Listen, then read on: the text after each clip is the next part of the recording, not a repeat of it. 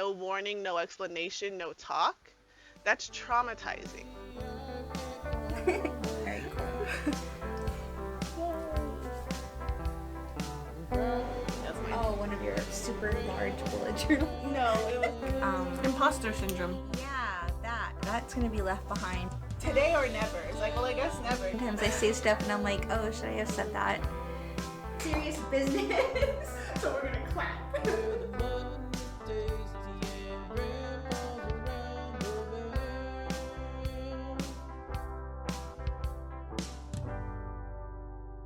All right, so welcome back to Navajo Tea Time. Is the tea hot or sweet today? Let's get into it. I'm Kelsey Lee, and I'm here with Adrian Lerma. And today we are going to be going over the treaties, the significance of the treaties that the USA federal government has made with the Navajo Nation. Um, and we may touch on some of the stuff that the states and other acts that come after that. But first, let's introduce this new segment called We Ran Out of Time. And as the name suggests, we ran out of time during our live to talk about a subject that I really wanted to hear about that Adrian prepared, and it was birthright citizenship. Okay, thank you. Hey everyone, yat Adrian Lerma. Yinishia, Nakaidina and Nishla, Nast Ajataba Hambashis Chin, Techini Dashnella, Ozafana Dashiche. So today I want to share a little bit about birthright citizenship for our viewers. So under long-standing federal law, Native Americans born in the United States are considered citizens of the United States. However, on January 20th of this year, President Trump signed an executive order that ignited debates all across the country, including Indian country, on the 14th Amendment, referencing past denials of Native American rights and seeding fear about the legitimacy of birthright citizenship and naturalization of Indigenous peoples here in North America, but specifically the United States. So, and because this is such a hot topic right now, we figured that Navajo Tea Time would share a little bit of information and provide some context for our viewers. So what I wanted to share was the Native American Rights Fund released a statement on February 6th saying that while the executive orders don't target Native citizenship specifically, understanding the history and knowing our rights is crucial. And I think, personally, I definitely mirror that sentiment. I think that is absolutely true. We all should know more about our rights as people here in America. So, for those who are questioning if the struggle for the rights of non citizens, children today are connected to the ongoing struggle of Native American rights, NARF shared this statement that I think is so great. So they said, the fight for the rights of marginalized communities has always been connected. From Dred Scott to John Elk to Wong Kim Ark, it is the joint struggle of minority and immigrant communities that have led to our established interpretation of the Citizenship Clause of the 14th Amendment. Historically, as far back as 1898, when the Wong Kim Ark case was decided, there have been unsuccessful attempts to narrow the interpretation of the Citizenship Clause and other parts of the 14th Amendment. This often involves an old tactic of pitting one marginalized group against another to create division. For example, saying that the 14th Amendment was only meant to help African Americans so the children of immigrants are not birthright citizens. But communities, including Native Americans and immigrants, are always stronger when we fight for justice together. So, something to definitely think about. And in addition to that, I wanted to point out that, if you do your research on the Indian Citizenship Act of 1924, you will find pretty base level information that states that it was signed into law by President Calvin Coolidge on June 2nd, 1924, granting citizenship to all Native Americans born in the United States, effectively guaranteeing their federal citizenship. You'll also see claims that the act marked a significant step towards recognizing Native Americans as full citizens of the United States. However, The Indian Citizenship Act of 1924, also known as the Snyder Act, failed to grant Native Americans full citizenship because it did not guarantee voting rights. The act did not provide equal rights to Native Americans because they were not categorized as white male American citizens. So you look into the documents and the language within these documents, they're very specific. Um, and the states, they used various reasons to disenfranchise Native Americans, including their residence on reservations, tribal enrollment status, taxation, and incompetency, all of which have been used not just for Native people, but for others in the United States that were not white male American citizens. This also includes white female citizens. This also includes, every other race. Um, and, when you start to look into this, you see that these things are stated over and over. People say, oh, well, they're incompetent. They don't know. Or there's a language barrier. How are they supposed to understand? They don't pay taxes because they can't hold jobs, or they don't hold jobs that are within a certain, criteria. Or the tribal enrollment status. Sometimes they say that rather than acknowledging our tri-citizenship, it instead is used against us. Same with the residences on reservations, not having physical addresses, etc. So there's a lot of these things that we can definitely that are used as tactics. So it took decades for all 50 states to grant Native Americans the right to vote. For those who are familiar with Ira Hayes, he was um, he fought in World War II, as many of our relatives did. And it was when they returned home that they were able to make a case for why they should have the right to vote. They fought for this country, they sacrificed their lives, their freedom, everything, right? To be able to fight for the United States. And so it was that argument that really changed the narrative, which is amazing. However, the fight for full citizenships and the right to vote has been long and very hard won. So the 1965 Voting Rights Act was required to fully grant Native Americans the right to vote. And from what I know, some people, specifically Native women, weren't given the right to vote as late as 1975. So that's more than 50 years later. Um, so even today, Native Americans face challenges when voting, including lack of voting resources, which if you live on the reservation, or on a reserve, strict voter ID laws, physical address requirements, efforts to dilute our votes.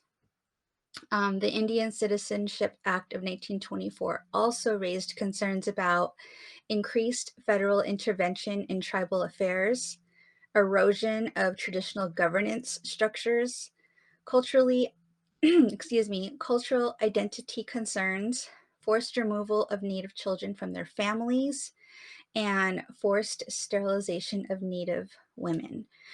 All of these are very, very important topics to think about and to look into. And we would like to encourage you to let us know if you'd like us to go into them in a future episode. Because, we're happy to do the research, to share the info here on our channel, and to spark these conversations. So that's it. That's my bit. Right. We wanted to have more of more fluid conversation on the live, but that my topic took up so much time. I didn't realize how much time it would have taken to talk about it. Yeah. Listening to this, it's kind of funny because my Che's, my grandparents, my grandpa's grandparents and everything, they're from Germany. So I was joking with my aunt that if ICE ever stopped me, I'm like, hey, okay, just send me back to Germany where my immigrant family came from. Kind of funny about that because where would you send the native person back to? Like, Exactly. and I was joking with my husband because some of his family, their tribe went on the Trail of Tears. So would they go back to North Carolina and Florida where their tribe originally came from? Hmm. And I think sometimes just laughing about some of the idiotic things that come out of this, or the funny stories of I would be deported back to Germany because that's where my family immigrated from. and it's not the message that they're trying to send. No, not at all. I mean, so I introduced myself by my clans earlier because my first clan's Nakaidina, which has Spanish origin, and I've traced my lineage back, and it does go straight back to Spain. Which, if you were to go back, right, then would that complicates the identity of so many people, right? But they're not trying to do that. Like they're not trying to send anyone back to Europe. I feel like it's unsaid, unspoken, unwritten that a lot of these executive orders are really targeting our relatives from the south, south of the border. There isn't a lot of information being shared about people from other countries, immigrants from other countries like Europe or Asia or even Canada. You know what I mean? It's all about our relatives from the southern border.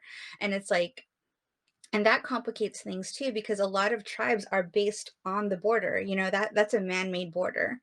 The homeland of indigenous people it spans, the length of that land base, and so something to think about. This conversation is one I think that more families should be having. And for me, I really view, I have, I guess, what some people would call like a hemispherical point of view, where I'm thinking about in the identity of indigenous people here in North America, right? Like this is our homeland. And so it's not about like the United States border, the Canadian border, the Mexican border. It's like for me, the indigenous people of this continent, this is our homeland, and to try to take away our right to vote, our right to have a voice, our right to be citizens and enjoy citizenship in any country is to me very disrespectful. It's very much, like, how dare you? You know what I mean? Hmm. But that's just like me coming from a place of privilege, knowing that this is my homeland, but I do know that a lot of these policies that are being pushed or these conversations that are being had, they're really like they're not focused on sending people back to Europe for sure. Hmm. You know what I mean? Like that's pretty clear. It's pretty obvious. It really is just trying to continue to grasp at control and maintain control and power. And so there's already a lot of pushback, though, thankfully. We have organizations like NARF and others, like the ACLU and others, that are really doing their best to share information that's good to know and good to have, so that people know their rights and they're not scared. Because I think a lot of it's a scare tactic too. So the more you know, the less afraid you are. So yeah, Go the opposite way. The less you know, the less you're afraid of things too. I've seen it happen. Some of not yeah, the there's that. smartest people. You're like, why are you doing that? It Well, can that's go another both ways. conversation for another day. All right, so I guess let's go back into our main topic today, which is the Navajo Treaty of 1868, or the Treaty of Basquedando. Um, so when I started this, I was trying to type out just the base knowledge I had about the treaty, Hmm. and I was reflecting and thinking about how I don't know much about what's in the actual treaty. Yeah, And for me, when we went to school, like I went to school from third grade all the way until high school, we talked about like the long walk, taking Navajo classes, Navajo language and cultural classes. It was always like the long walk and then a treaty was signed. yeah, And so if you don't know, the Navajo long walk is where most of the Navajos were rounded up and taken to Fort Sumner down in New Mexico. And the longest distance people traveled was like 450 miles. The shortest distance was 200 and something miles walking. They're walking people there. And there was just stories. I think every Navajo teacher had like a different story or a different anecdote to add to this tale of like, sometimes men and women would be shot just for trying to go to the bathroom during the walk. They would shoot women who are going into labor, And then before this, they would scorch the earth. They would burn all the cornfields, make it unusable. They would poison the water, holes in the waters. So people were forced to come out of their hiding spots because everything was burnt or poisoned. And I know, like, there were stories of jewelry when, like, you got shot, and some of the women and the men, they had their silver jewelry on, and it would stop the bullet.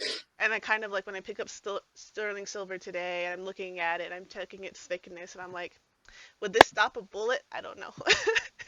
So it's kind of my judgment on sterling silver jewelry today. Um, but yeah, like every family also has their own stories about the long walk because it's affected every single family. And Mm-hmm. for me, my Nellies, our matriarch, she hid. She stayed where she was from, and took care of the fields and the farmland while everyone else was gone. So, shout out to my Sediskajnis from Willow Springs. They stayed in their original spot. Um, well, she did, and when everyone came home, she was able to provide them with a good life afterwards. Um, but yeah, so that's kind of how I knew of the treaty, is that it was just a bookend to everything that happened before it. And it just always felt like really abrupt. We never dove deep into the treaty or what the treaty actually meant or how it affects us today or all the other acts and policies that affect us as Navajo citizens. Can I just share real quick one thing about the scorched earth, Hmm. the campaign that you referred to? So for those who, I know you might hear that every now and then, or you might question like the validity of that. Like, why would they do that? How could they do that? But scorched earth campaigns, they're a military strategy, and they're created to destroy an enemy's ability to fight by destroying resources and infrastructure. So many armies do this, and the United States Army did this to the tribes when they were at war with us. And they basically are what it does is it destroys food, water, people, animals, plants, tools, and infrastructure. It's basically just like you're wiping out all of their resources so that they can't do anything but be captured, rounded up, marched, or completely eliminated. You know, the struggles didn't stop getting to Fort Sumner. There was horrible, horrific things done to the people at Fort Sumner, which is a giant topic we could get into, but I don't know if that's even going to be monetized by YouTube just because of how horrific it is and how this what was done to the Navajo people was copied in another country.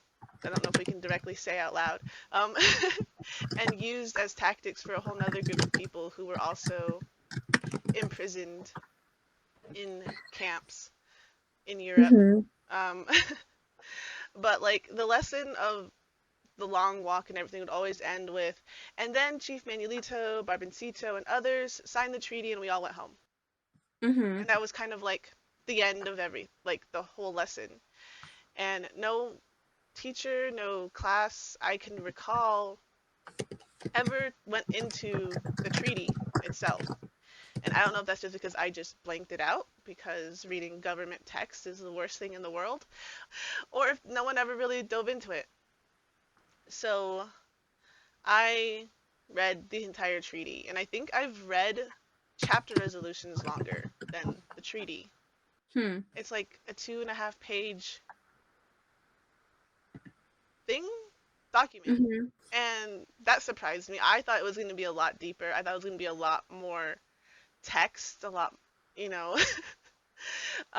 But for me, summarizing it, it was like the Navajo people agreed not to make trouble for the U.S. government, um, to live on their land and live off the land, and to send their kids to school and not cause trouble for railroads or roads or, settlers passing through.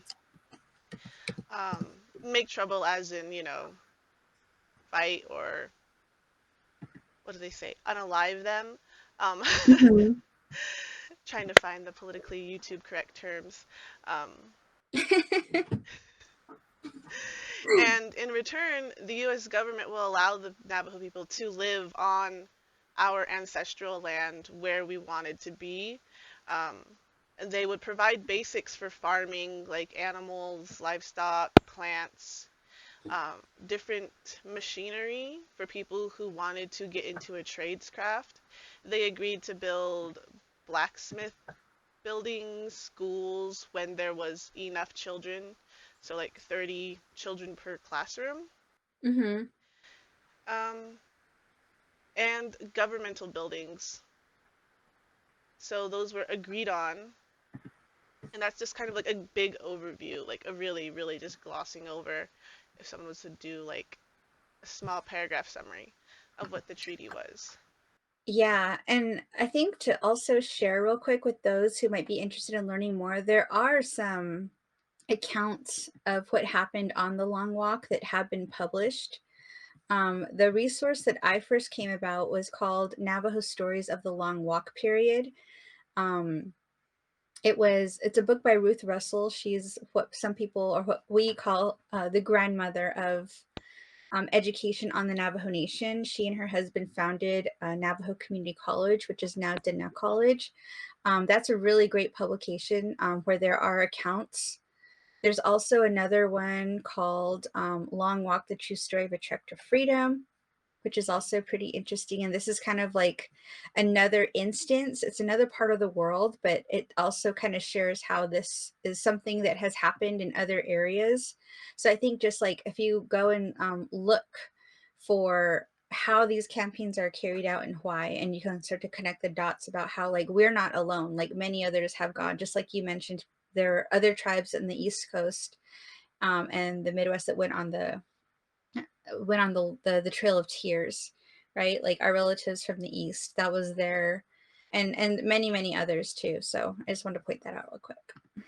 Yeah, like our long walk is specific for us, but there's other tribes that have definitely been relocated and moved. We were just fortunate enough to be able to go back to where we came from, basically, back to our homeland. A lot of tribes were forced on these walks and were forced to stay where they Mm-hmm. were relocated to. And so my thoughts on reading the text and the treaty, there was a couple acts that kind of stuck out. Um, Nowhere in the text did it say the land was being held in trust by the federal government, which really shocked me because every time someone wants to be like, oh, can't we just do this with the land? Or let's just do this. Let's just create something that we want to create as Navajo people for our land. It's our land. Can't we do that? And then some official, some government person, no, the land's being held in trust. So we can't do anything we want with the land. We have to do specific things with the land. And I never saw being held in trust in the treaty text. So I tried to look and see when that started. It might have started when the Indian Citizenship Act came about. I didn't read those texts, but I couldn't find a specific document that stated Navajo Nation land will be held in trust by the federal government. Um, so maybe that was implied by some other bill, because bills, they always sneak in little Mm-hmm. clauses here and there that people hope get looked over because the bills are 50 pages long or 80 pages long. Yeah, I think those are applying to the overarching relationship of tribes to the federal government, which is not included in the treaty itself. But like there are other laws and legislations that have been put forth that define and outline that relationship with the United States federal government and the tribes of the United States. hmm The only thing I could find was the Navajo Nation Trust Land Leasing Act of 2000. Mm-hmm. So that granted the Navajo Nation the ability to make their own business site leases, grant Mm-hmm. businesses of Navajo people on Navajo land. What year was that again? 2000. 2000. So that's what, 25 years old? We've been allowed to make our own businesses and, build mom and pop shops on our own land for the first time in who knows how long.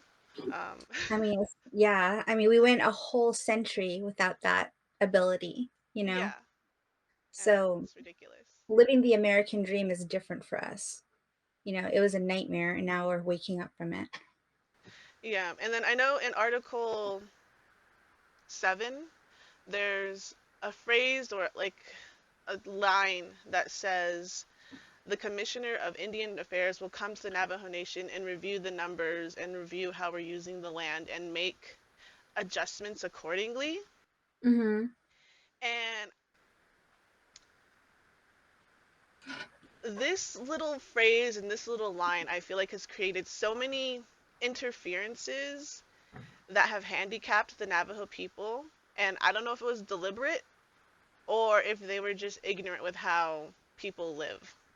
Mhm. Because one of the ones was the livestock reduction in 1930s.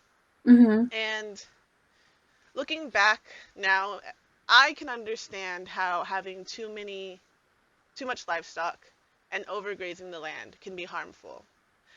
But I'm not saying our people were ignorant back then. I'm just saying when a government official comes in and culls half of your livestock or all of your livestock with no warning, no explanation, no talk, that's traumatizing. They watched their sheep, their cattle, their horses burn. They weren't allowed to sell for money. They weren't allowed to trade for other goods. They weren't allowed to make a profit from losing those animals. They were just burnt. They weren't even Mhm. allowed to eat them, you know, Mhm. get the meat, get the resources, get the material. They were just burned. And that's very traumatizing to people. It's also very telling as to why this was done, because it's like overgrazing for whom? I've always been very critical of this since I first read about it. And, the truth is there's competition for resources in arid desert land, right? So there were the like Billy Gunner ranchers that were running their operations, and they had the freedom to start businesses and sell their livestock and sell their goods, sell the meat, the hides, everything. They had that ability to do that, to trade. And if we were doing anything that was going to challenge their bottom line, which is their profit, that's reason for them to complain and call up very powerful people who are more than willing to put us in check. The truth is, during that time, after we came back from the long walk, I think we surprised everybody at how we were able to to thrive in the years afterward. I don't think anybody expected that, because the whole purpose of the treaty, or like the whole purpose, was to force cultural assimilation on us. They wanted us to, like, in return for allowing us to return, they wanted to put us on a reservation to be able to force new habits, new ideas, and new modes of life in an effort to civilize us, because we were their enemy. We fought so freaking hard. You know what I mean? Like, we fought tooth and nail. We gave them hell for so long, like for decades. You know what I mean? Like, we did not let up. And the only way to be able to actually shift things was to assimilate us. And the aim wasn't at the adults at the time or the elderly, it was for the future generations. They wanted to assimilate the young children, the young Diné children, so that they would no longer have this longing to be on their homeland and to live these old ways. They wanted us to become more happy, contented people, very much. And so it's very, very paternalistic, and so I've always been very critical of that, because I think that during that time we were thriving. Our ability to manage livestock and to pull every resource. How we always talk about using every part of the body of the animals that we have. We care for them. We use them for food. We use them for weaving. We use them for everything, right? To build clothes, to make clothes, to build homes, sweat lodges, everything. Like, we use everything, every part of the body. And of course, it's going to be like very traumatizing to go out and just wipe out that resource. It's almost like a reminder of, hey, remember the scorched earth campaign? Like, we can do that again anytime we want. Remember the stories your mom told you and your grandma told you? They lived through that, they saw it. Well, guess what? We're going to give you a little taste just to put you in check again. You know what I mean? And that's what they do. And it's very intentional. Yeah. And then the next one was the Navajo Hopi Land Settlement Act, Hmm. where some federal person decided to redraw the reservation lines Mhm. and like relocate people who lived on one side of the land, move it to the other side, you know, Mhm. and people who've been living there for generations and generations. And this caused strife between the Navajo and Hopi people. You know, we were getting I think historically we've always gotten along pretty well. You know, a lot of our stories and creation stories kind of merge and come together and are similar because we're neighbors and, we share resources, we share stories, we share food and everything. And then this land settlement act came and said, "Oh, that person's on your land. You shouldn't like them. You should fight for your land over there because that's yours." And people putting these thoughts in their heads. And this was in 1974. Um, and on the Navajo side, the one that I was able to listen to because of that summit that happened last year, um, people were just picked up and moved to a random chapter or even to Flagstaff or Phoenix, and they had no idea how to live off the reservation. They didn't know what property tax was or that they had to go and get a job to pay for these things because that was never their lifestyle. That was never their norm. They lived on the reservations, They sometimes people went out to work, but mainly you had your farm, you had your animals and your community. And they just destroyed that along those border lines. And this created the Bennett freeze, where some of those communities along that checkerboard region where they redid the borderlines of what reservation was Hopi and what reservation was Navajo. And that effectively means you couldn't build anything. You couldn't fix your buildings. You weren't supposed to fix your houses or you weren't supposed to build anything up. So that means you couldn't grow as a community. And Mhm. it basically stunted those communities in like a little time capsule where they can't expand or grow economically.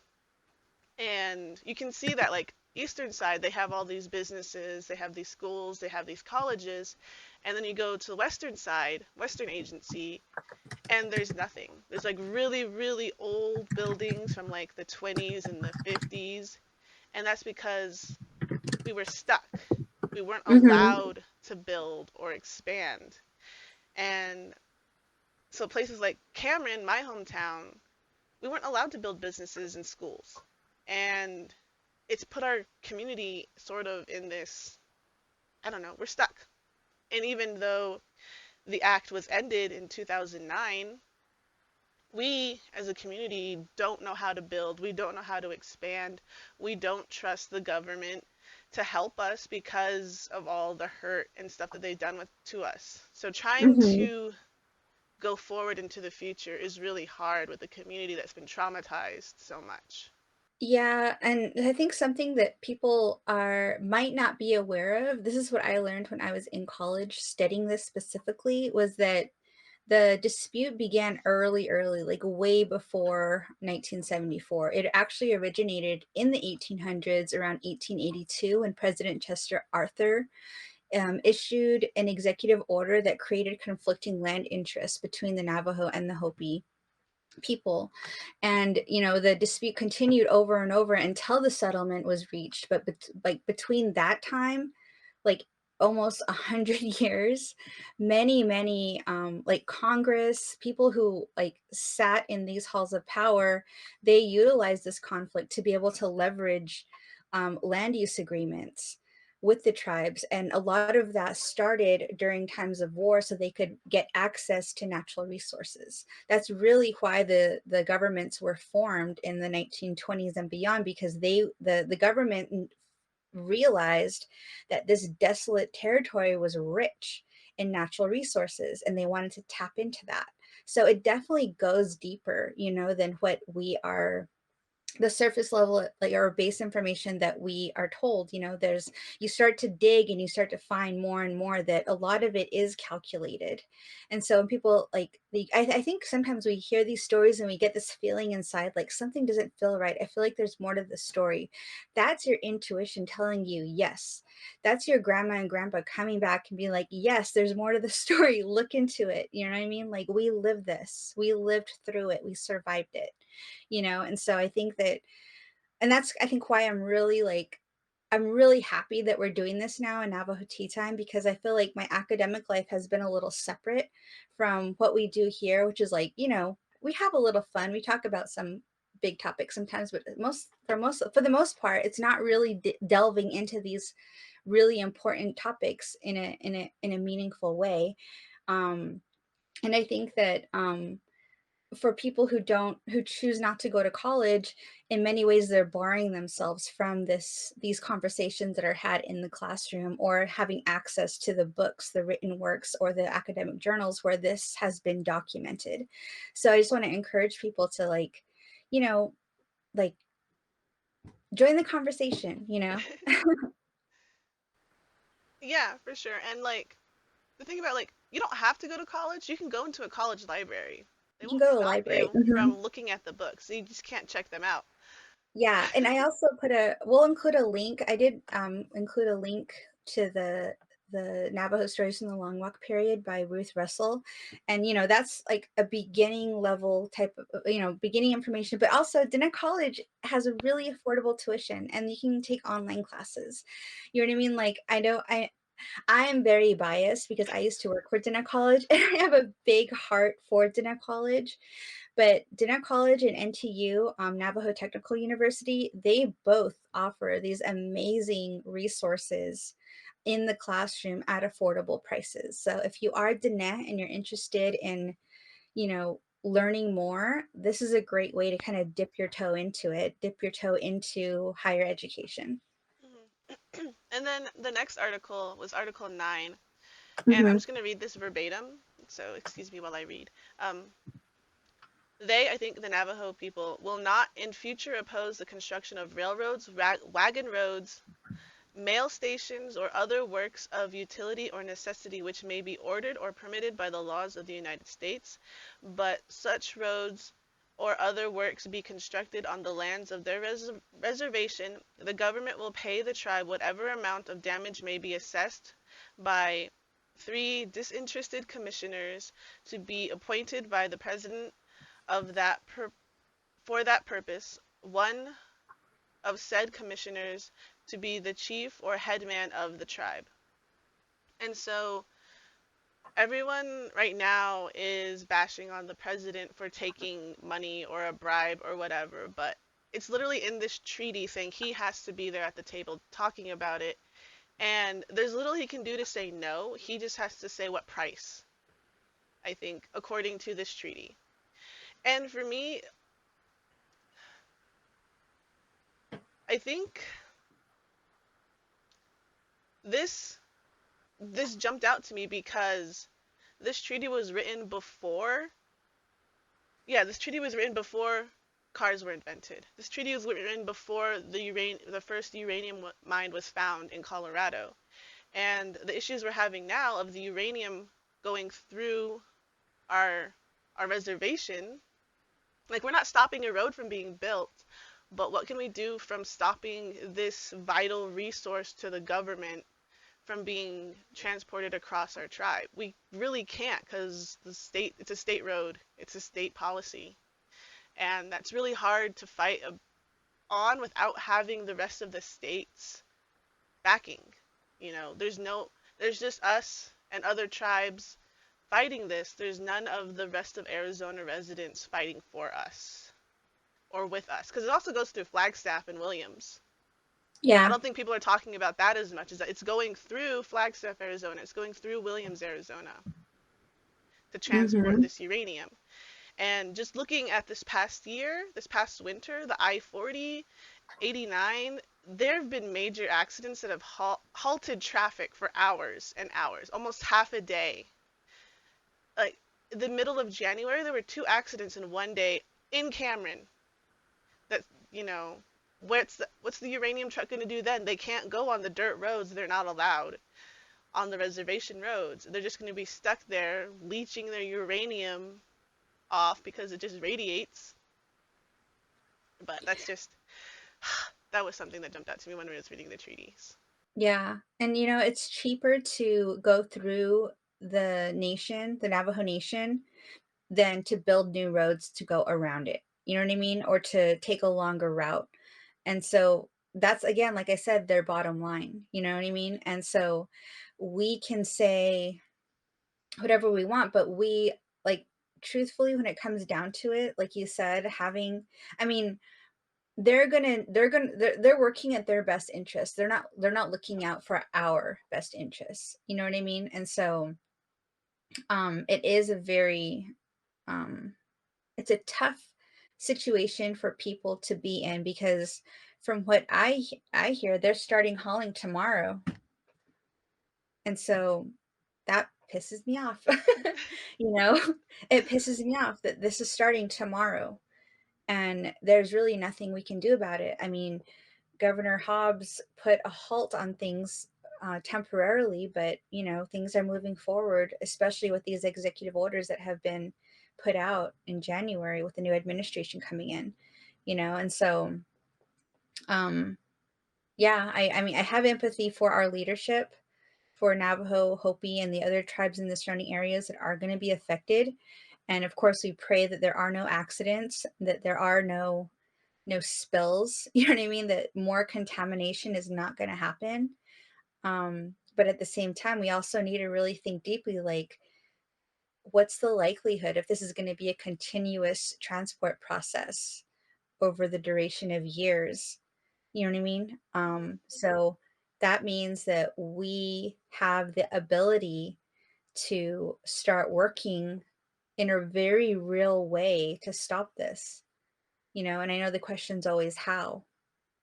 Well, that's like another episode that we're going to get into probably, but I think it starts with, we do have the power of our vote, and I think we need to really start thinking deeply about that, because I think so many people are apathetic and they're not participating in the process of utilizing their vote. That was hard won. Our ancestors paid dearly to even get that right. We've only had it for a very minimal time, at most 100 years, but much less for others, like me. I'm only a second generation voter. So my grandma didn't have the right to vote. So, yep. Our AI generated outline said to ask a question now. So I guess to viewers and Adrian, reading over the treaty, do you agree to the terms? Would you have agreed to these terms? And if not, what would you have changed or added? Well, I think, from what I know, from stories I've heard about the delegation that negotiated this treaty, the bottom line for Diné was to return home. That was the ultimate goal. That was what they set out to do. And the reason why is because the Diné have created this space for us that is meant to protect us, shield us, and give us the ability to thrive and live our lives within these boundaries in harmony, right? Where we are, like, the in America they say the pursuit of happiness. I think in the Diné way of thinking, it's the pursuit of Hojo, right? And the homeland is integral to that. It's integral to all people. It's a part of the peoplehood model. And so when we think about what the treaty was established to do, and it was established to establish the Navajo people, or the Navajo, as a sovereign nation. So we have the Navajo Nation. And when the treaty was signed in 1868, it was ratified by the Senate. And so, real quick, the treaty was signed June 1st, 1868. It was ratified by the Senate on July 23rd, 1868. And so it it was basically an agreement, like I said, for us to stop fighting because that's what we were doing. That was our everyday thing. We were doing our best to, live and thrive and be happy, healthy, whatever. But we were also at war with the United States. I mean, and not just the army, but also there. We also were at war with other peoples who were coming in to, take resources. There was a lot of crazy stuff going on, but it was basically we were at war, and the agreement was to stop that war.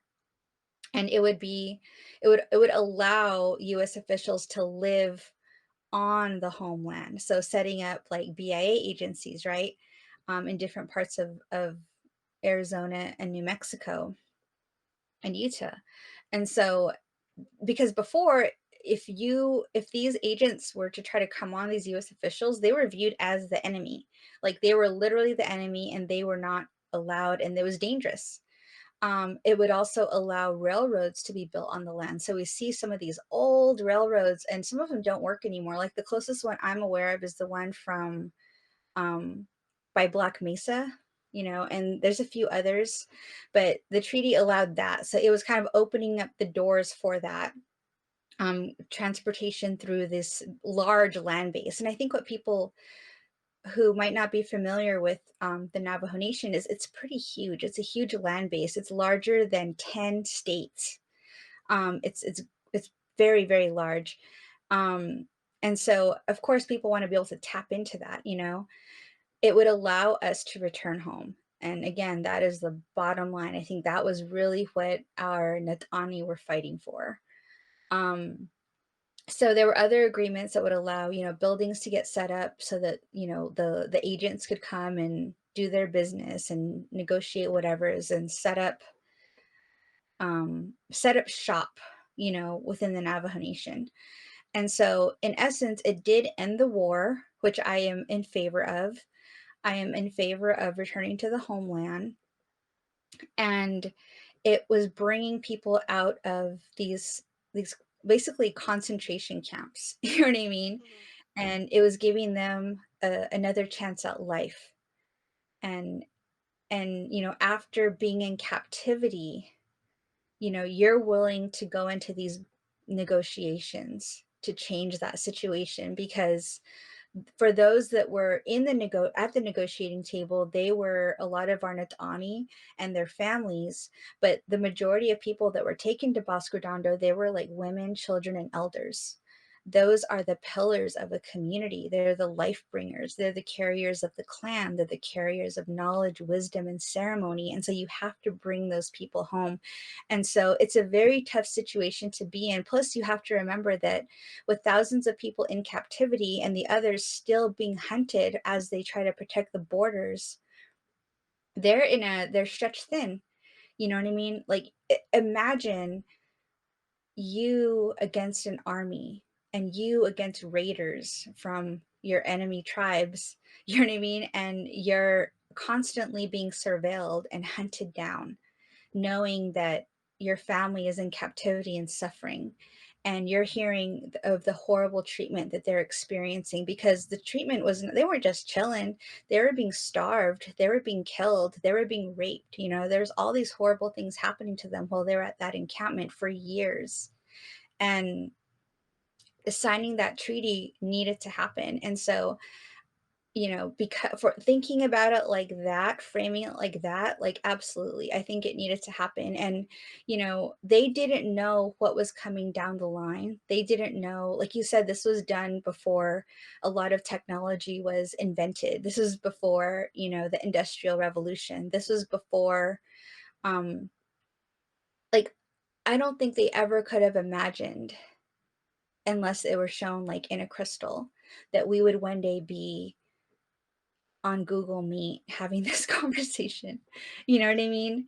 And speaking, like living in two worlds in essence, but doing our best to uphold both and respect both. And so I think that they did what they had to do um, in that situation. What do Hmm. you think?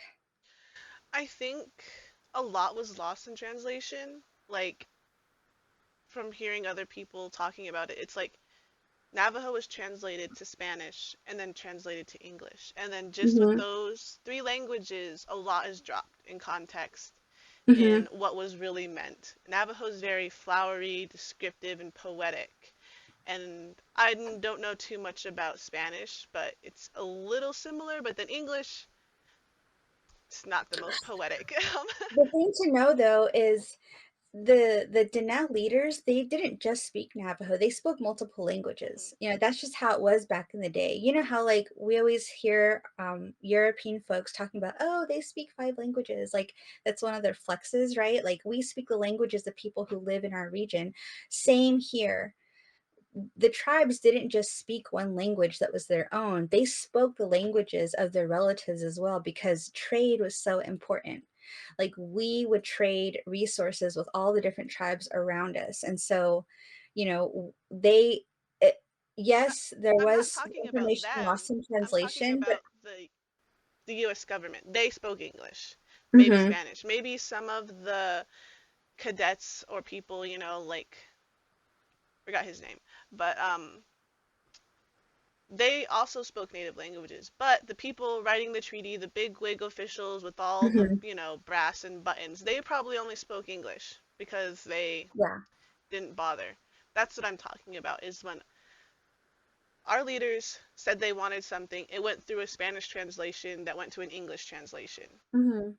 And Oh something yeah, was yeah, more than likely something was lost or left out to the benefit of the federal government. Like yeah. anything that was lost in translation was to the benefit of the federal government. That's a great point to make. And so like something that so the treaty in Dinepazad, it's called Natsosene, which translates to like the old paper. That's kind of the English translation, which sucks. But Natsosene came back to the Navajo Nation a few years ago, and it was held at the Navajo Nation Museum in Window Rock.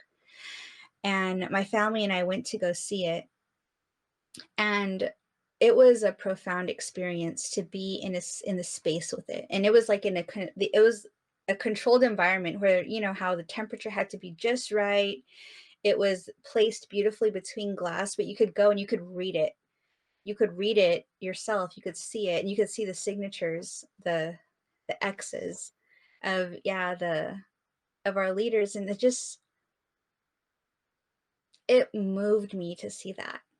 You know what I mean? Because you hear these stories of Manuelito, Barbencito, and all the whole crew, right? You hear their stories, and to be in the same space with this paper that they wrote on, that they negotiated, so that we could be there, that we could be here today, not in captivity, and to be descendants, you know, it was so powerful. It was so moving. And so I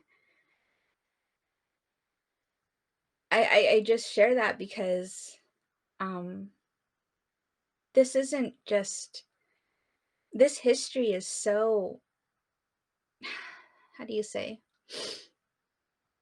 there's so much more to this conversation. It's something that you feel in your heart. It pulls at who you are because it's like a part of who you are in many ways. And I feel like that genetic memory doesn't go away either. So when you're around it, it sparks memories and it sparks dreams and it sparks ideas.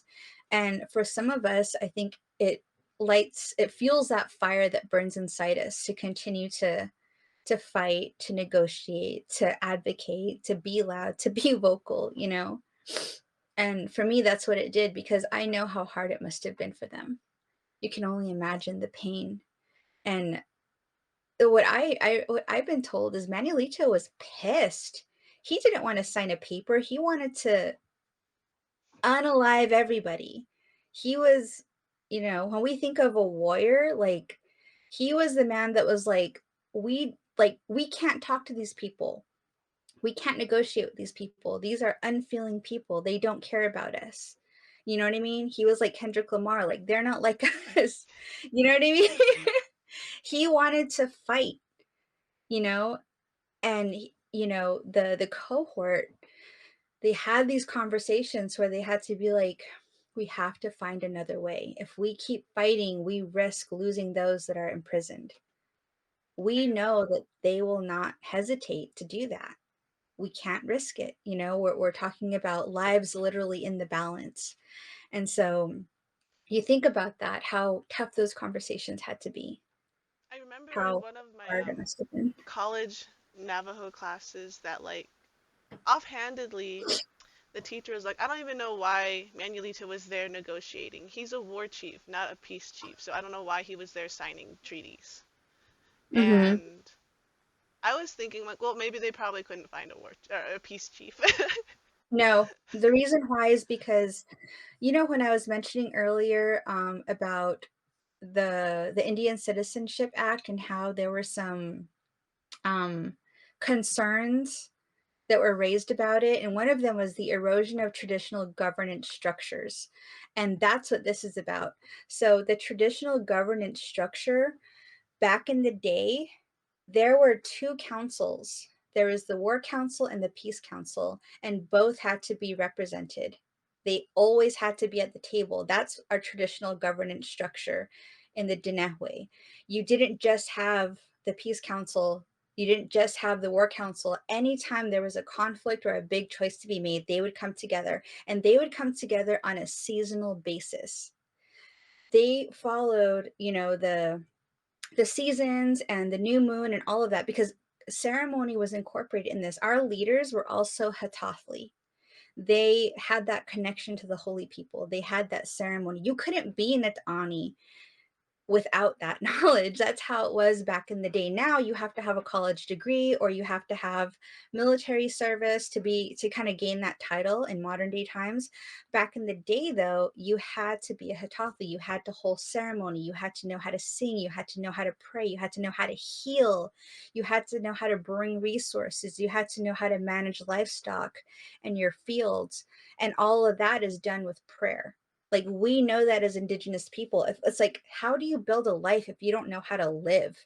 If you don't know how to communicate with your environment, right? If the holy people, you can't speak to the holy people, how the heck are you supposed to do anything? That's how it was. That was very integral to holding that title and being at the table. So when they came together, they used to come together seasonally, and they would meet up and they would have these conversations, and what do we do? And they would have that representation from both sides. You can't make a decision for the people with just one group talking. It does not work. We see that every day with Democrats and Republicans, right? It doesn't work. They have to be there. Like, you can't just have one side dictating everything, because then the people suffer. That's what happens when one party tries to take over. They run amok and they cause a lot of chaos, and the people pay for it. You know what I mean? So it's like, and Diné people, we know that. So our traditional government structures already had that in mind. There was already a process in place for going into these types of negotiations, and that's why Manuelito was there. You know what I mean? Because you have to, like, when you're representing a community, a tribe, a band, or whatever, a clan, you're speaking on what you know. And they were really out, like, the way it was decided if you were going to be, like, I guess, on the Peace Council or the War Council, it was really based on the ceremonies you held. So if you were like all Hajonja, you know what I mean? Like all Hajon all day, you were the one that knew the blessing way ceremonies.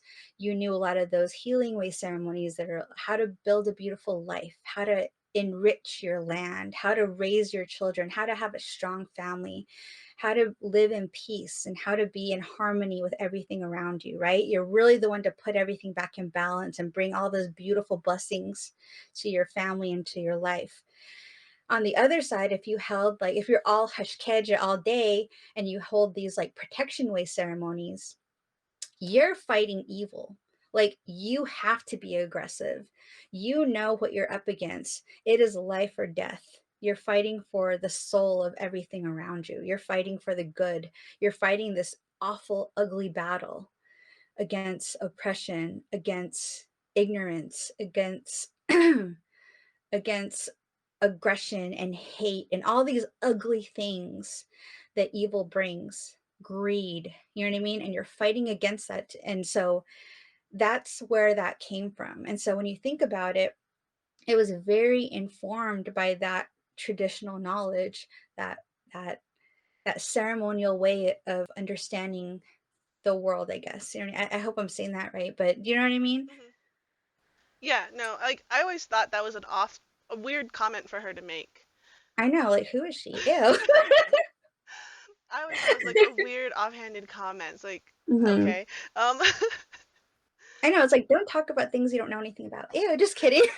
Just gets all defensive. but anyways, we're I'm kind of just coming up kidding. to time now with our Hmm. topic and everything. We're under an hour, hopefully with edits. But so just in closing, just a quick recap. This was a very quick overview of the treaty, um, the environment in which it created, and how it affects us Navajos today as U.S. citizens, um, citizens of the state we reside in, and of the Navajo Nation. Yeah, so if you want, you can go and read the treaty yourself. It's online. We have some links below where you can find it. Also, check out Hall No. They're doing a lot of work right now, a lot of workshops and meetups, trying to really, right now, I think, inform the public about the hauling. So, help or participate where and when you can.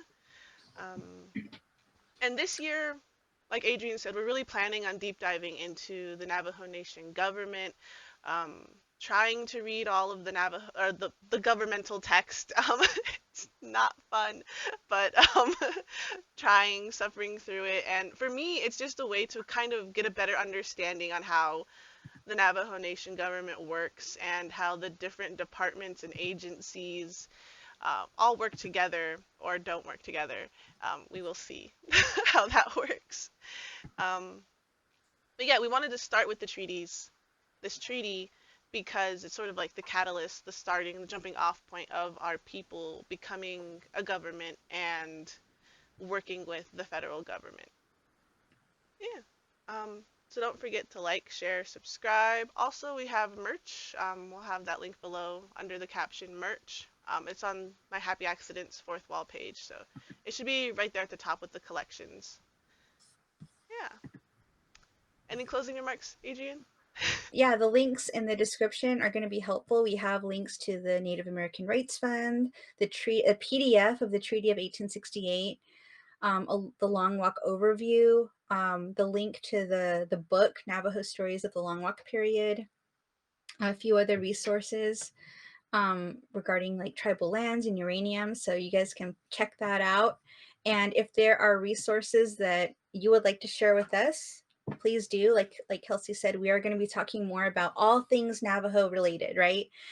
Deep diving into all aspects of our life and sharing that valuable information that we think is so important to have and know and share with each other. So yeah, thank you everyone for joining us here at Navajo Tea Time. And I appreciate you all. I love you all. And I pray that we together are going to continue to learn, advocate, protect one another, pray for one another, and aim to stay on the corn pollen path and live in Huzhou.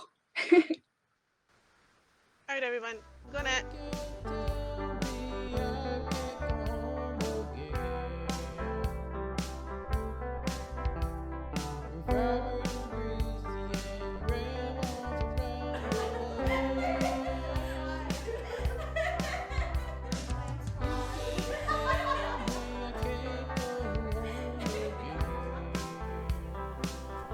How do they do that? They don't know what to do with their hands. I know. Hopefully we'll go hiking, but bye.